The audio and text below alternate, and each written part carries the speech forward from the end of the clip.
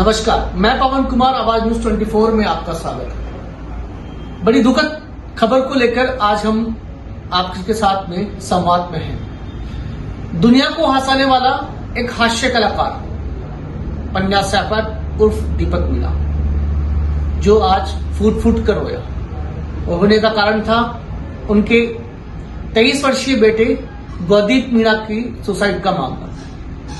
पूरा घटनाक्रम इस प्रकार से था कि गौदीप मीणा लंदन जाने की तैयारी कर रहा था, विदेश में पढ़ने की तैयारी कर रहा था। अपने पिता के टोटल सोशल मीडिया प्लेटफॉर्म को वो हैंडल भी करता था। लेकिन अचानक कल रात को ऐसा हुआ कि किडनी फाटक, जहां वह पंड्या सैफर निवास करते हैं, उन्हीं के पास में एक होटल के अंदर फांसी के फंदे से वह लटक गया।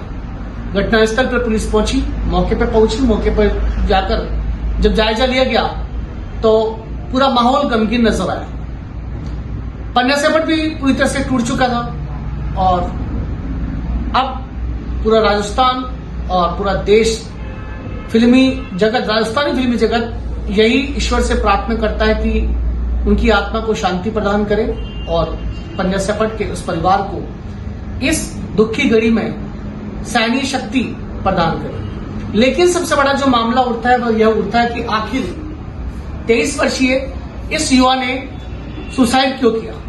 सुसाइड के कई प्रकार के मायने होते हैं। जब इंसान मानसिक तनाव से गुजरता है या अपने आप को अकेला समझता है, जब उसे ऐसा लगता है कि उसका अब इस दुनिया के अंदर कोई नहीं है, तो उसे एक ही चीज उसके मस्तिष्क में आती है, आत्महत्या के बारे में यही कहना चाहेंगे। और आवाज न्यूज आपसे स्पेशल अपील भी करता है। इस प्रकार की घटनाओं को लेकर हम लोग सोशल मीडिया के अंदर और मीडिया में कई प्रकार के समाचार हम लोग सुनते हैं, लेकिन आप लोगों से ये अपील भी करते हैं और आवाज न्यूज भी आपसे अपील करता है कि कोई भी व्यक्ति यदि परेशान है, मानसिक तनाव से वह गुजर रहा हो, अपने आप को यदि वह अकेला महसूस कर रहा हो, तो उसका साथ दें, उसके साथ बातचीत करें, उसकी समस्याओं को समाधान करने के लिए एक बार उसके साथ जरूर बैठे।